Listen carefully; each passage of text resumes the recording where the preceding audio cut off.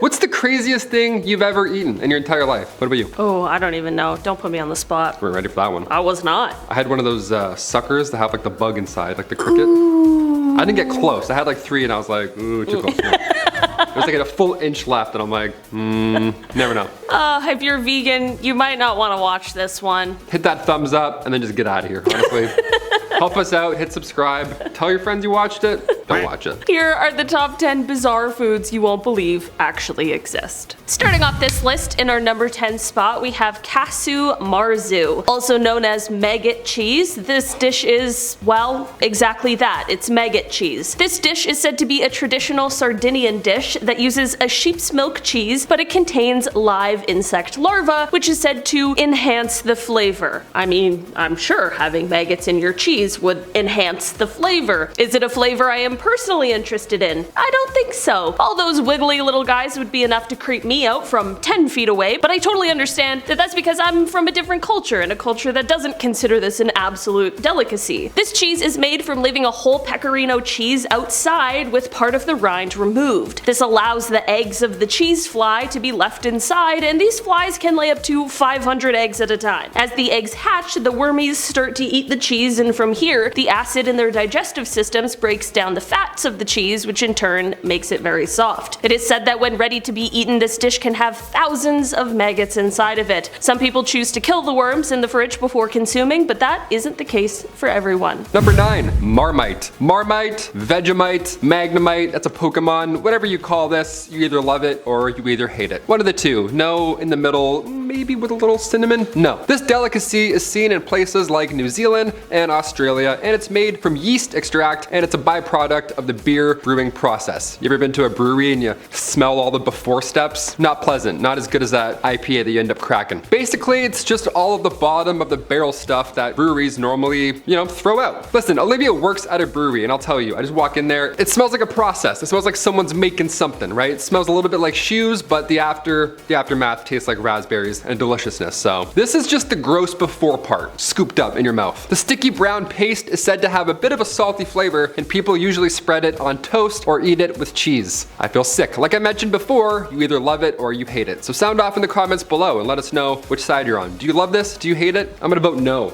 Big no on that one. In our number 8 spot today, we have Rocky Mountain oysters. This dish is one that comes from our neighbor just to the south of us, the United States. And while there are tons of crazy seafood dishes out there, don't let the name of this one fool you. These aren't oysters at all. No, no, no. These good old guys are bull testicles that have been deep fried in a delish batter. I wonder why they have an entirely different name for them. Almost like what this dish is made out of doesn't seem all that appetizing. This is a dish that was said to be created as a result of bull breeding and health practices rather than a specific culinary reason. While I am of course on the side of not letting parts of these animals go to waste, I am also equally as fine with never having a Rocky Mountain oyster in my life. Number 7, tripe. This one here is a delicacy that is eaten all over the world, but despite its popularity through a variety of cultures, when we really think about it, tripe's a bit odd. It's a bit, let's talk about it. If you haven't had it, tripe is the stomach lining of different animals, and it has this sort of sponge-like honeycomb texture. Yeah, if you have trypophobia like I do right now, well, we'll see in a bit. You can skip on over to number 6 because photos get worse. Because of this texture, tripe looks more like some weird sea creature or something, but nope, it's actually just a stomach. And it's just yummy stomach lining. Nice, I thought it was honeycomb cereal. Little did I know. Tripe is usually served with different sauces, I would hope, to add some flavor, but even with the best sauce on the planet, some people can't get past this. It's almost like it's the texture of a honeycomb inside that stops people dead in their tracks. Wonder why. In our number 6 spot today, we have Hákarl. This dish is one that comes from Iceland, and essentially it is the rotting carcass of a Greenland or basking shark. It does make a little sense as to why it is prepared in this way, but basically the meat is buried in a pit and pressed with stones. This is so that the internal fluids of the shark that are poisonous to humans, but allow the sharks to live in such cold waters, can be drained out in order to make the meat safe to eat. I always think it's bizarre when we eat things that are normally poisonous. It just seems like such a risk. After this process, the meat is then hung out to dry before being cut into strips for serving. Apparently this dish has quite the aroma that has been described as ammonia rich with a strong fishy smell. The late Anthony Bourdain called this entire dish, quote, the single worst, most disgusting and terrible tasting thing that he had ever eaten. I don't think he liked it.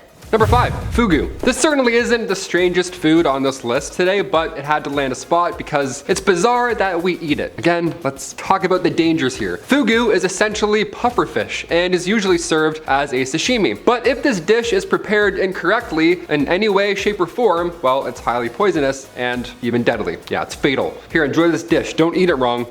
Tip. This is why there's only a few chefs in the world who are up for the task. There's also a few other chefs who do that thing where they throw the egg and it lands in their hat. I don't know how they do that. I don't know how either group of either chefs do either of these tricks. They train very seriously to ensure that it's prepared perfectly each and every time because, well, like I said, the consequences are life-altering. They're pretty big. Despite the risk that comes along with the meal, it is said that fugu is very tasty. It's pretty good. I mean, yeah, I would hope so, considering my life's at stake. Just the bill. Thank you so much. In our number 4 spot today, we have fried spider. Do I need to say more? This Cambodian dish is a nightmare for me as someone who is terrified of all spiders. I cannot even imagine. This fried food is actually a popular delicacy that is specific to the region in the town of Skuon. It is said that these spiders are prepared by being marinated in sugar and salt and then frying them up with garlic. According to people much braver than I, these spiders have more meat on them than, say, a grasshopper would, but this is the fact that really makes me queasy. Apparently, when you eat these fried spiders, they have some brown sludge in their abdomen that you have to look out for. Basically just a mix of innards, eggs, and waste. For sure not a dish meant for me on multiple levels, but I'm glad people out there are enjoying the foods that they love. Number 3, Surstromming. This Swedish dish is so stinky, people need to actually go outside just to open the can up. That's the law. You better obey that rule. It's that stinky. This dish is made from Baltic sea herring that has been fermented with just enough salt to prevent it from rotting. Yeah, just one little anymore. If Salt Bay came in with a little bit of this, it's game over. This traditional Swedish dish has been enjoyed since the 16th century. The fermentation process for the fish lasts about 6 months. All that time collectively gives the dish that strong, fish smell and acidic taste. Yum. Rumor has it opening up a fresh can of the fermented fish is one of the worst smells in the entire world. You're gonna feel it in your eyes. You're gonna see the smell enter the room. This weekend, instead of bringing over dessert, bring some stinky fish. Just pop it open. Really livens up the party. Dip it in, or you can not. In our number 2 spot today, we have guinea pig. This dish is a bizarre one purely from the standpoint of a Canadian. This dish is one that is said to come from South America, and while in Canada we usually see guinea pigs as like a pet, this is said to be quite a tasty meal for those who enjoy it. The animals are either served up whole as a roasted dish, or sometimes it's cooked into a stew or casserole. People who have had the dish describe the flavor as being similar to a rabbit, which I also have never eaten. To be fair, while it is bizarre to think of guinea pigs as food, it's not like guinea pigs and other similar animals aren't being used in tests and experiments over here, so definitely don't be too quick to judge. And finally, number 1, ancient Pompeii fast food. All right, let's do it. 2 junior chickens sounds great. This is the first time in history where a hot food and drink eatery has ever been unearthed. Yeah, in case you're wondering right now, fast food was also tempting thy finest back in the 1st century. Ancient Pompeii fast food, what are we even talking about here? What would we order in this sense? Archaeologists have gathered clues for years now, and we finally figured out what 12,000 people were rushing to eat every single day. Turns out, it was honey roasted rodents. There we go. It rolls off the tongue, doesn't it? Yeah, honey roasted rodents to go. If any of this sounds appealing historically or culinary, that same Pompeii restaurant has now reopened. Yeah, you can go there. Don't forget to tip though. You must tip or else you never know, right? Bad juju behind you. Gotta leave a good tip. Guys, that's it. That's all the bizarre foods we have to talk about today. Have you had any of these foods? I think it's lunchtime now, actually. What a great time. Let's go get a bite. Ooh. I'm gonna go get a stomach lining bagel. Oh my god, no thanks. I've been one of your hosts today, Olivia Kozlowski. And I'm Taylor McWaters, and we'll see you later. Bye! I just disappear. I'm like, oh no. It's a floating head.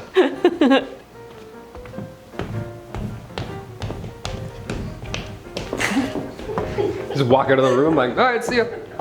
You just fold us all. I'm like, do you just go upstairs or down? Where'd you go? This isn't gonna, I'm gonna stand over this. Like, look at this. I'm like, alright, well, you can deal with that then. Imagine whipping that out, trivia night. You're like, ooh, what's this one? It's like a bunch of maggots. Maggot cheese. Enjoy. Oh, no, ooh. Hoops.